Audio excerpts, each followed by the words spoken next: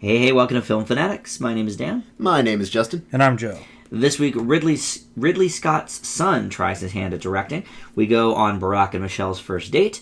A children's literary classic comes to Netflix. And a disgraced politician gets his own documentary. A lot of interesting movies this week. So let's get it started with Morgan, and that is with Justin. Alrighty. Kate Mara plays Lee Weathers, a corporate damage consultant, quotes, investigating an incident involving the titular Morgan, played by Anya Taylor-Joy, an artificially created humanoid with a potentially lethal temper. Over the course of 2 days, Weathers must decide whether or not Morgan should be terminated before darker consequences unfold. Jennifer Jason Leigh, Toby Jones, and Paul Giamatti have supporting roles.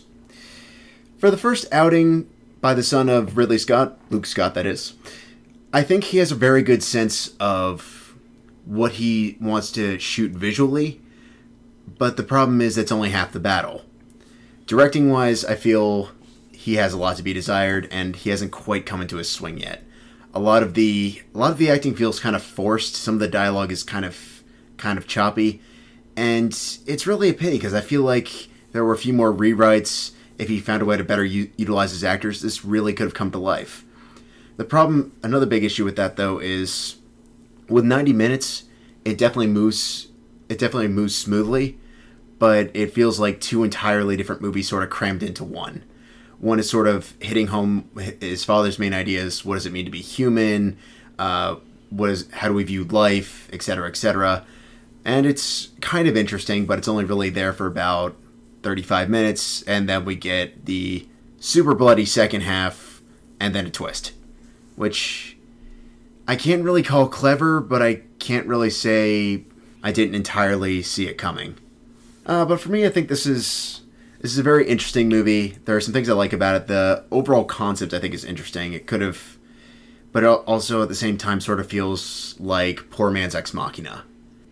I can't really call it bad. It's just sort of middling. Joe, I'm sure you have plenty of things to say about this. I had a different experience as well. But I mean, we should defer to Joe, Mr. Sci-Fi over here. I would call it, if you're going to call it poor man's Ex Machina, I'd call it homeless person's Ex Machina. Oh, jeez.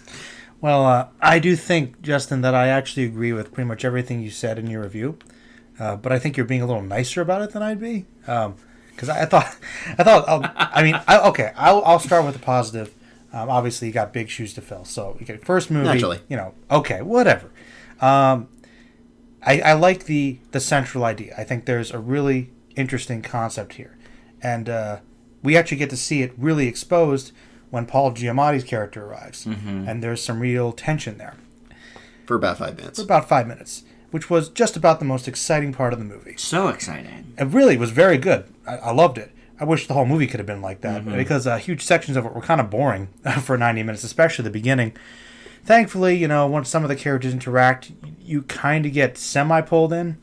But unfortunately, like you said, Justin, with some directing issues, maybe some dialogue issues, a lot of people sound robotic when they speak, and they don't really seem too invested in what they're doing, which makes it kind of hard to care about them when things happen.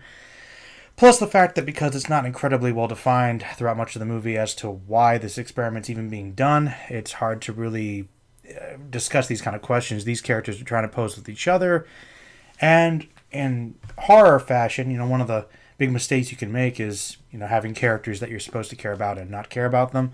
Mm-hmm. I didn't really find these characters likable, understandable, and I'm not really sure these characters or the actors portraying them knew how they were supposed to feel about the situation. Mm-hmm. It's kind of a reverse Alien when you think about it. Like, the first Alien movie, they're all workers.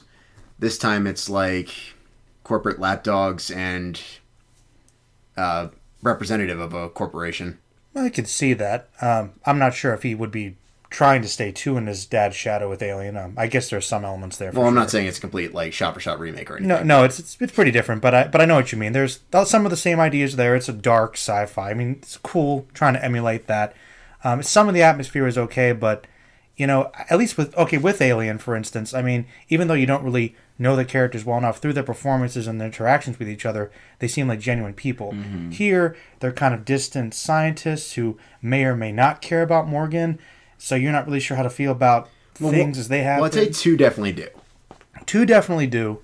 The remainder of them questionable at best. Exactly. It's really all over the place. So, I mean, and you've got some good actors there that are doing okay, but not everybody is. There were some performances I thought were pretty bad, honestly. So, I don't know. I found this movie to be interesting a little bit of the time, but much of the time I was either bored or I just didn't find it scary at all. I don't think it was trying to be scary. I think it was trying to shoot more Yeah, I don't sci-fi. think it was trying to be scary. Definitely more sci-fi than thriller or horror. Yeah, well, I think when you try to have some jump scares set up with bullets and people getting their throats ripped out, I think it's got to have some horror elements.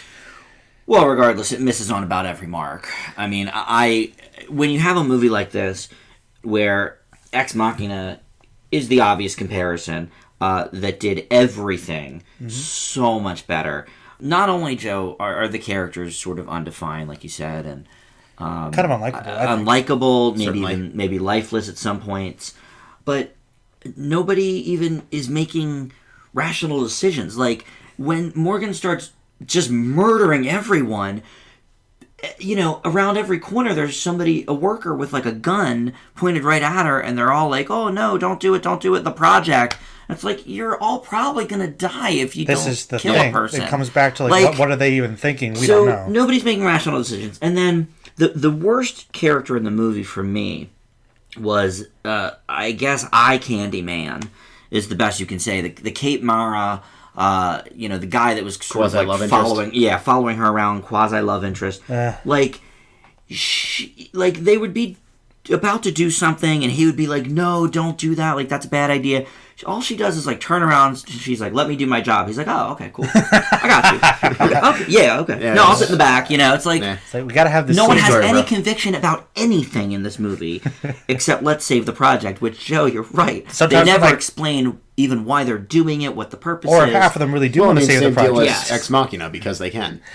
No, we get some exposure from Llewyn Davis about that. It's also a much tighter cast of characters Well, you can yes. know and understand. Yeah, there's only like really 3 people in the whole movie. four-ish. Yeah, four, I Four-ish, guess. yeah. Yeah. I mean, I don't think his directing is very good. I didn't like the performances. Kate Mara is, did we learn nothing from Jurassic Park? She's running in the woods in heels.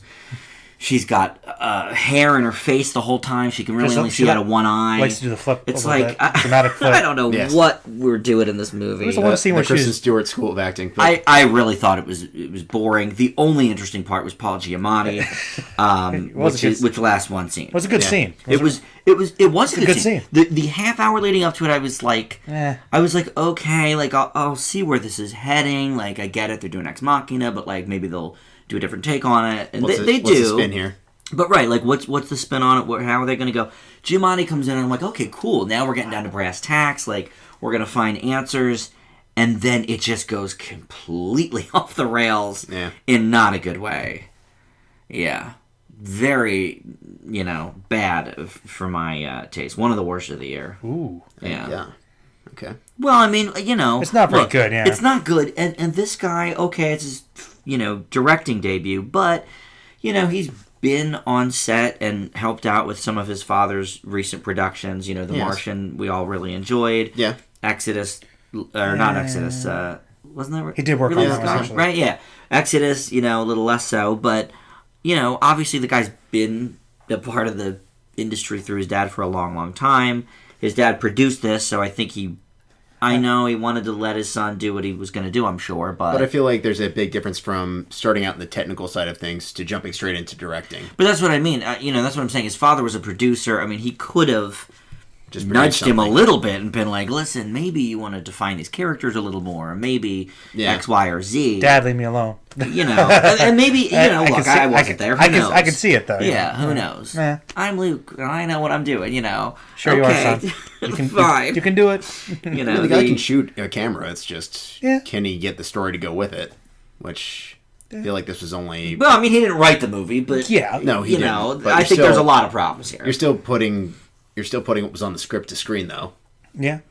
Yeah, but boy, if what was on the script is what was on the screen, All right, they well, should Dan, have rewritten it. What I think Justin I mean, wants to say, really. try to give him another shot. Maybe there could be another movie in the future. It could be better. A learning experience. Yeah, I'm not saying I'm gonna never see a Luke Scott movie again, but Not the best. I didn't like this for a start. No, All right, Justin, what do you think grade-wise for Morgan? I mean, conceptually, I think there's some good stuff at times. Yeah. Does it always work? No. But for that and some pretty solid cinematography, I'm comfortable leaving it with a C. Okay, Joe? A little lower than Justin, C-. Okay, well, drop it down a bit more. I'm a D. Oh. Thought it'd be an F, actually. Giamatti was No, I mean, the Giamatti scene was good, and it started out with an okay, like I said, it's obviously Ex Machina, but where is this going kind of thing. Fair enough. And then the last hour was just bonkers. Yeah. Like, it just seemed, Let's get super violent. made a questionable movie just pointless, I thought. Yeah. All right, well, up next is Southside With You. Joe missed out on this one, but Justin and I will discuss the Barack and Michelle first date movie. Basically, it's Tika Sumpter playing Michelle Obama, as, before she was Obama, and Parker Soares playing the future president. And basically, the movie is nothing more or less than their first date. We, open with Michelle at the house, talking to her mom, saying, well, it's not a date, I just work with this guy. We're going to this, conference. He's going to give a speech. And then the movie ends when they say goodnight. So, as a snapshot on, the first couple's first date, I thought it worked very well. I think the two leads had as much chemistry as Michelle and Barack probably would have on their first date. Agreed. The speech patterns were down. But what I like the most about that is that neither one was doing hokey impersonation. They weren't doing an SNL, impersonation. They were doing a more nuanced thing, and also, they were impersonating them from long before, politics was really in their sight. So, the girl I saw it with, when we came out, she kind of said, well, I don't really think Michelle, sounds like that. And that's true. She doesn't now because she's had 8 years of, speech giving and being in the public eye. And here she's a little less sure of herself. A little bit more new, green. And I really thought that worked. My big issue with the movie is, as sort of a snapshot as it is, I sort of thought, well, if this movie were not about two people that we know and care about, at least from my perspective, I like the Obama family, and so it was intriguing to me for that purpose. But if we strip it away and we do a Richard Linklater, before movie where we don't know these characters, they just meet for the first time, I don't think it's as good, and I think some parts might even be a little bit boring, dragged out, so I do have to knock it down a little bit for that. But overall, I think it was fairly enjoyable, and certainly, the hook of it being Michelle and Barack, I think, makes it worth seeing. But what do you think, Justin? No, I think you hit a lot of really good points there. It's didn't say nail on the head though. I was waiting for he was it, doing. He was about to do the miming. No, I'm sorry. I think the best thing that this has going for it is it's simple and it doesn't try to bite off more than it can chew. But I also think that's a big weakness for it as well. It's kind of like what, as you mentioned, definitely the Before series, which is kind of a formula that a lot of directors have tried to imitate, and I feel like don't do it nearly as well. But if Spike Lee had directed said movies, particularly when it decides to make they literally go to do the right thing in the movie. Yeah. That'd be a little on the nose if Spike Lee directed this. But let's be realistic, it would be a Spike Lee thing to do. I guess so, yeah. But yeah, I mean, they famously did go to do the right thing on their first date, so you had to put it in. No, you didn't have to show 5 minutes of the film. Did they like it? They did like it, yes. Yes. Still have not seen it, but that's a story for another day. Okay. But I think the two definitely have chemistry, which really is what brings it to life. I think if you're going to do any sort of romantic movie, that's really the be-all, end-all. Do they have chemistry? Do they work well together? And they do. Yeah. I feel like Sumpter is a little less up to the task than the gentleman who's playing Barack. But the chemistry is what I think compensates it. And the story does move along fairly nicely without shoving any sort of like political agenda. Oh, this is the man who will be our president. Right. Yeah, which I very much appreciated. Well, I think to be honest, it's going to be most engaging for people that, do lean on that side of the political agenda. I mean, like, for me, I would have rather seen the Oliver Stone W movie, which I did see, rather than, here's what George Bush did on his first date with Laura Bush. I don't care. You know what I mean? Yeah. But I like these guys. So I think that's who it's going to play most to. Oh, yeah. No, definitely. The other big thing is I feel like, for some reason, they tried to rely extremely heavy on this soundtrack that just keeps coming in and out throughout it, leading to arguably one of the tackiest opening title sequences I've seen all year. Oh my god, I loved it. It felt like I was watching Purple Rain Part 2, but... Oh, well, could be why I loved it. Could be, actually. Oh, no, okay, let me tell you why I loved it. First of all, the soundtrack is great because everything is era appropriate. I'll give you that. One of my huge problems in, a time period movie. But what I liked about it is in the opening sequence, he's listening to the radio, he's listening to Janet Jackson's Miss You Much, great song, and what they do is let the song play over the titles. They don't chop it up. Like, one thing that really bothers me when somebody is supposedly listening to something on the radio or on a jukebox in a movie and they cut out an entire verse, and you're like, okay, well, that's obviously they're not really listening to that then.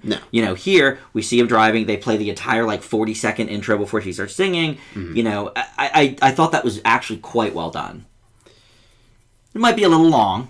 It is kind of on the long side. It's like, okay, yes, we I'll get give it. You that. They're setting up the date, blah-de-blah. I'll give you that. And to some extent, I appreciate the stage setting, but it doesn't need to go on for that long. All right. And there are other moments where they're trying to interject songs. I'm just thinking, let the scene breathe.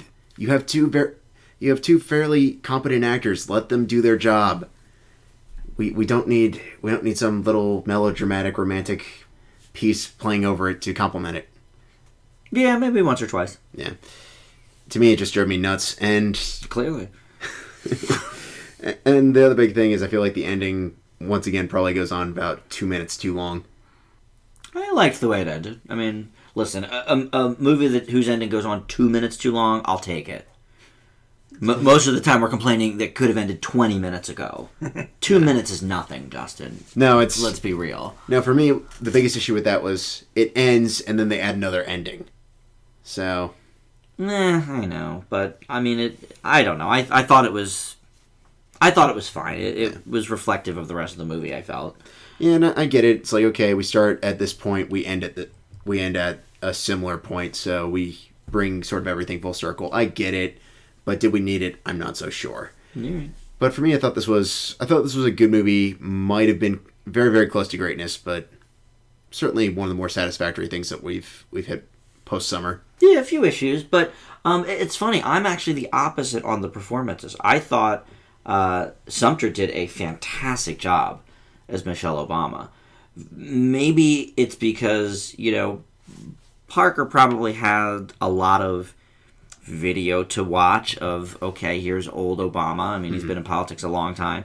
Michelle, we didn't really get to know for a while. And the fact that, here's the girl that was, Kevin Hart's girlfriend and wife in the Ride Along series. Oh, it's a huge step up from that. She's been well, I'm not saying step up or down. I'm just saying she completely was a different person. Didn't recognize her from any of her other movie roles because of the way she did the voice, because of the way she, kind of walked and carried herself. I thought it was a really good performance from her. Interesting that you say that, because I felt the exact same ride-along inflection. Really? Yeah. I mean, definitely with a little bit of Michelle Obama spin, but more or less Sumter doing a Michelle Obama impersonation rather than just simply committing to the character. Okay. Yeah, I had the opposite take on it. All right, what is your grade for Southside With You, Justin? B+. Okay. Yeah, it's a B+ for me as well. All right, Little Prince is next. You can catch this on Netflix now. And Joe, let's hear about it. Yeah. Telling of the classic. I guess. And yeah, as you said, Dan, I mean, this movie's apparently based on a classic kid's book from the 40s. And it follows this little girl named The Little Girl, whose mother has this penchant for basically, literally planning out her daughter's life to make her an efficient adult. And Scariest helicopter parent ever. To the extreme. And so this girl is a very adult in her actions, tries to model herself after her mother. However, they move into this house next to this old man, simply known as the Aviator. She goes and meets him, and through him and his stories of meeting the little prince and his adventures, she learns maybe what it means to be a child again. And there are a lot of voice actors in this movie that you might know. Some big names. You got Bridges, Rachel McAdams, Paul Rudd's in it, Marion Cotillard, Benicio del Toro, I didn't even realize. Yeah. James Franco, Gervais is here, Giamatti again, and of course Albert Brooks in every... they can't do an animated without him. Family movie without Albert Brooks. So yeah, I'd say this one, first of all, most obvious thing, very nice visuals all the way around, and some great voice work from pretty much everybody. No garbles. No. I actually want... Yeah, I have that on my list as well. I found it intriguing. Like, he's perfect. That he's not garbling. Is it because, they were, in the booth? No. I can't hear you. Somebody at the theater the other day after watching Hell or High Water came up to me and literally said, "Hey, listen, what do you know about Jeff Bridges?" And I'm like, "What do you mean?" "Well, his last 5 or 6 movies, did he have a stroke or something? You can't understand what he's saying." And this is before I saw The Little Prince. This was a week ago. And I said, well, honestly, I haven't heard any health issues. I think after True Grit, he decided this is my affectation people now. Like this, and I am, whether I'm futuristic to Giver, I'm still in the Old West. Yep. And this proves that that's he's the fine. case. He can speak clearly as the I don't understand. Aviator. Yeah. So okay. So great voice work. Underline Bridges here specifically. Yeah. So he can talk normally, people. Yes. And there are some tiny details I liked, like for instance, kind of a Peanuts vibe with the radio stating adult conversations and vague terms like important things were done by businessmen and they had lots of coffee with it. It's like that's the way a kid would perceive it. Kind of like, this is boring. And it really attempts, I think, this very sophisticated thematic exploration of comparing childhood and adulthood. And it really hits some strong emotional points, I think, by focusing on very basic and simple concepts that people will understand. However, I think it's more for adults than kids, as the metaphor may be a little overwhelming for the actual story, and thinking of the characters as characters rather with what they really are, being symbols representing something else. Comparatively. So I'm kind of curious what you guys think about it. This movie, to get a little personal here, has a bit of a reputation in my family. My mom, already? Well, my mom saw the first adaptation I think of The he means Little the Prince. story in general. Oh. Yeah, sorry. Okay. The story itself, let me rephrase, is a bit of a familial reputation in my household. So okay. My mom saw the original way back when over New York City, and has since then referred to it as the most boring family film ever made. Wow. And she's not alone. The remake, or just well, if you're raised to think that, then yes, you're a little colored. I would say. Yes, right? But I tried to view this one with open eyes. Okay. I could see. I knew this was not going to be the same movie. Okay. Yeah, what came out in the 70s and what came out in 2016 are two very different types of filmmaking. We hope. I certainly do hope, yes. But no, this is... And obviously, The Little Prince is a very existential story. Very. geared towards heavily. Geared towards child audiences. And they try to split the difference by adding in a second story to try and make it more approachable, and then sort of diving back into the existentialism. And in a weird way, it kind of works, and in other ways, it kind of detracts from it. Mm-hmm. I agree with you, Joe. I don't think this is the quintessential kids movie. I mean, I think it's something you could put on and they might find it interesting, but I think... Honestly, I could see kids getting incredibly bored with or this movie. bored with it. I mean, that's not, I will stand by this. I don't think this is a movie for kids at all. This is for adults. I think it's a movie for families, though, with slightly older children. I don't think it's for 3-year-olds. Yeah. But I don't know. I could see an 8 or a 10-year-old, especially a girl, seeing as how the main character is a girl, being intrigued by it. But maybe I'm wrong. I don't know. But one thing I did like about it is the storyline, even though they add in a separate one to sort of complement the Little Prince story, does work. It doesn't try to be overly cutesy. There's a nice bond to it. The one thing I actually really did like about this movie is the versatility of the animation. We jump from CGI to stop motion to a kind of different flavor of CGI in the last half. I think they had some like hand-drawn stuff too. And hand-drawn for that matter. And all of it looks really, really good. It was really a nice touch to it. Yeah, a good blend of everything for sure. Yeah, really shows you what you can do with animation when it's in the right hands.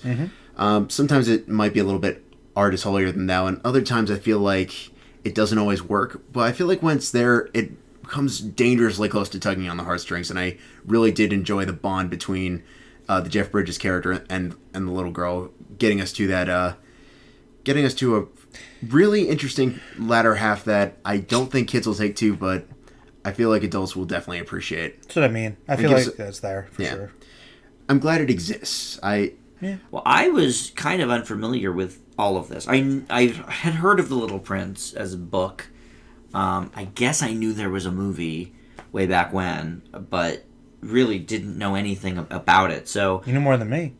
Yeah, I mean, I'd heard of it. No idea what that was. But, I liked the way that they sort of updated it for a modern audience. I liked the sort of the interplay with the Rachel McAdams' mother and the daughter, her being, kind of like a helicopter parent and, kind of. Very much. Everything, scheduled down to the T, and then she kind of runs off and has the garbles bit. I kind of like that. I don't think it perfectly dovetailed all the time. It gets a little bit convoluted for sure. But I think when it works, it really is like a storybook come to life, the way that it's animated. I think the animation is really striking about this. I think the voice work is very good. A lot of good people here, like Joe mentioned. Really nobody's... Best. Nobody's, I think, putting on too much of a show here. I mean, you can pick out every single person, in this movie. Like Kubo, I didn't know that was Matthew McConaughey. I thought it was George Clooney the whole movie. Oh. And then the credits came, and I'm like, oh, McConaughey, all right. How about that? And that happens sometimes. But in this, it's like, okay, there's Franco the Fox, and there's Gervais as the policeman, and whatever. Brooks is Brooks. But the one thing that really killed me about this movie was the awful, awful songs. There's 2 songs during the movie and 1 song over the closing credits that are just super pointless and like, oh my god. I think I forgot about them. They're awful. They're not great now. No, they're not great, and they don't add anything. They're not even really... I mean, I guess they're a little bit over like montages, but not even really.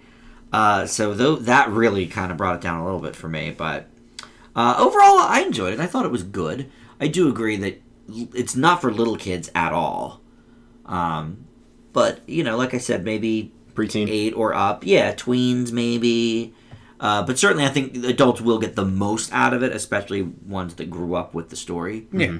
I don't think this is one like, I don't know, Cat in the Hat or something that really transcends, or maybe even BFG for that matter. I don't think The Little Prince is a story that people really read as children now. I think it's a very kind of outdated book. A little bit, yeah. Which may explain, Joe, why you never heard of it. No. I mean, this was an enormously popular book, when our parents were kids. Okay. But I don't think it's transcended the generations. Like some of the other stuff. But all right, well, Justin, what is your grade for The Little Prince? B+. Same. Yeah, I give it a B. Okay. That's fine. All right, well, finally we have Weiner, and that's going to be with Justin. Unfortunate name. Weiner, or the more appropriate title, Sausage Party. Kidding. That's pretty good, Justin. With apologies to Seth Rogen, of course. Focuses on disgraced Democratic Congressman Anthony Weiner, who once upon a time was a well-respected man until his career was decimated by a notorious sexting scandal, for anyone not in the know.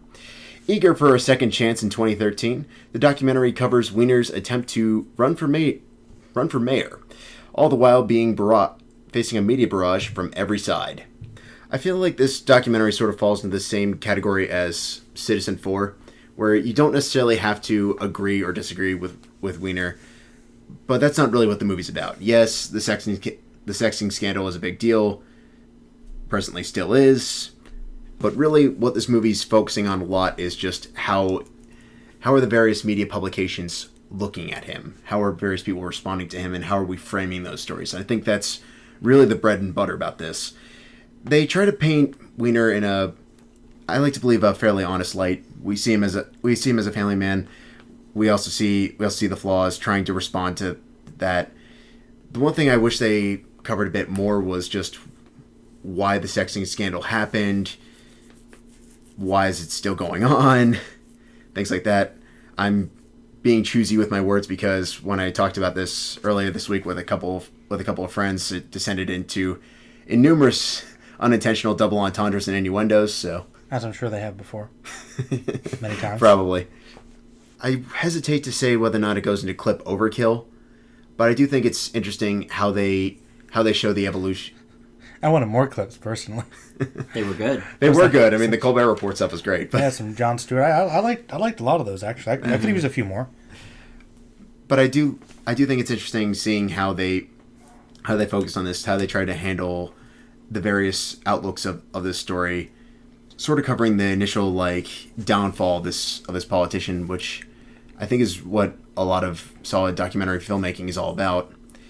Well, Justin, you sort of glossed over a very important part. You mentioned that yes, this is about his going for sort of a re-election campaign. Let's be mayor, and the media barrage that followed. But I think the greatest part about this movie is the second sexting scandal unfolds as they're filming the movie. You mentioned the sex scandal, but yes, of course, there was one back in 2010. But there's one right in the crosshairs of this movie, and that's what's great about it. And the other thing that I think we definitely differ on is, you kind of liked the how the media, or you liked looking at how the media portrayed it. To me, the best part of this documentary is not how the media handled the sex scandal, how his team handles it, how they deal with him, how his wife deals with him, how the team deals with the media. I thought that was the most important part of this. Now, I'm somebody who has followed the scandals very closely, huge watcher of The Daily Show. I remember when all of this took place, and I really wasn't sure what kind of insight this doc would give me, because I've already seen a lot of reports and seen different interviews and whatnot. But man, I mean, this was great. I couldn't believe it. And for another thing, it couldn't have been released at a better time. Truly, because literally weeks ago he had another sexting scandal, and the wife finally left him. Yep. So it's it keeps going and going. But I think it's a great snapshot into the psyche of a very narcissistic man. Absolutely. Who clearly craves the spotlight. Yep. And I'm a fan of his politics. So it's for me, I can't say I was really aware of him before the first sexting scandal. Right. But afterwards, looking into it and everything, he fights for things I personally believe in. So it's on the one hand, you've got, okay, well, I believe in what this guy's saying. But on the other hand, you're like, oh my God, what are you doing? Yeah. So I thought this was just great. I thought they hit all the marks, and I agree, Joe. More clips, give me all the clips. Yeah, I loved all the clips that they showed. What were your thoughts on it, Joe? I think great is a little extreme. Okay. I mean, as far as documentaries go, I think that it was definitely cool to see the campaign side of it, see it unfold. I agree. I liked both elements, actually, how the media perceived him and took spins on it, and also how his team dealt with it.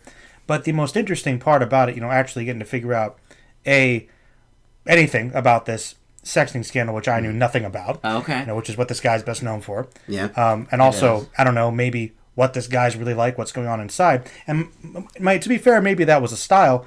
But then, actually, my favorite scene in the movie is where one of the cameramen says, hey, you're kind of difficult to open up about your feelings. He's like, there's, flies on the wall, don't, ask questions. Basically, he just told him to shut up. Yeah. And I was like, well... Which I think tells you a lot about him. That's interesting, but, doesn't mean I really knew much about the guy, and I felt like I still really don't. Okay. The documentary opened up with his speeches where I'm like, wow, I really think this guy's passionate. He obviously cares about fighting for people. He seems like a good guy. Except maybe he's not, and I can't really say that. I guess he's complicated, is a fair statement. Yeah. But just a tad.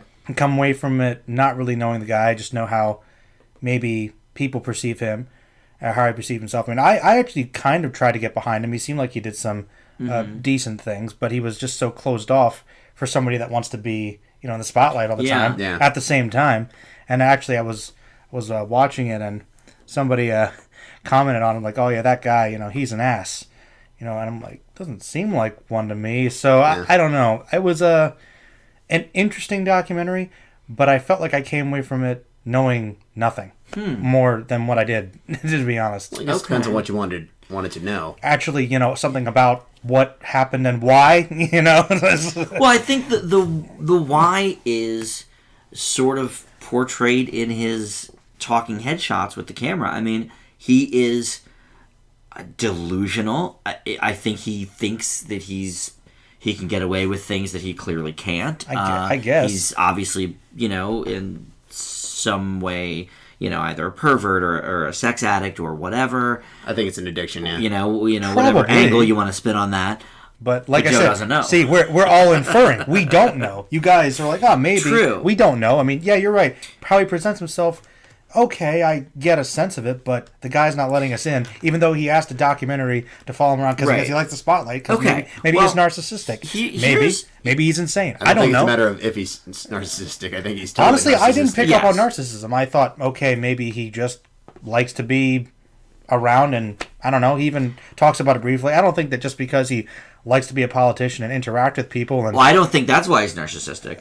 I think he's narcissistic because he had a camera crew follow him around for this big comeback that bit him in the ass, and he still let the cameras roll and collect everything, even though he really did not look very good. No, you don't care.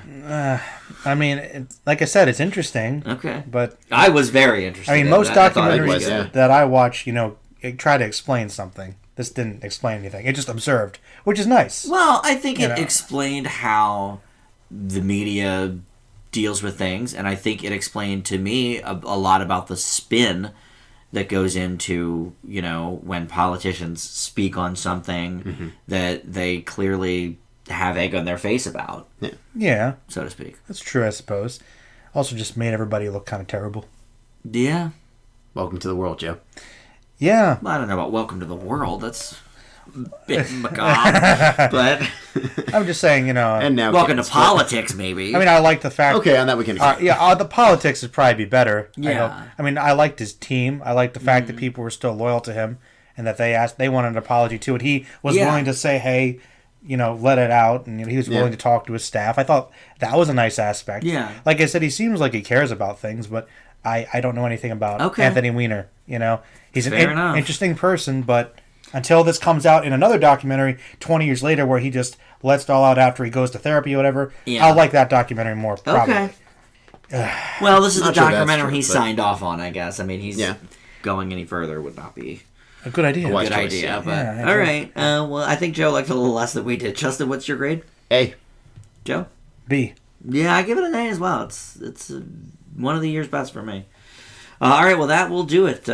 Interesting. A lot of varying opinions on the show this week. We haven't had that for quite a while. Yeah. But, all right. So that will do it. And check out all of our mini-sodes and whatnot on our channel. And Joe, the Merlin channel, always has fun stuff there. And you can subscribe here on YouTube. Check us out on Facebook, Film Fanatics with an exclamation point, or the Twitter feed at Film Fanatics Pod. And Joe, what's your Twitter again for the Merlin channel? It's Merlin Reviews. At Merlin Reviews. Yes, of course. You're trying to follow me now. I do follow you. Do you? I just forgot what it was called. Oh, well, that's okay. Yeah. All right. So, yeah, thanks for listening, and we'll see you back here next time.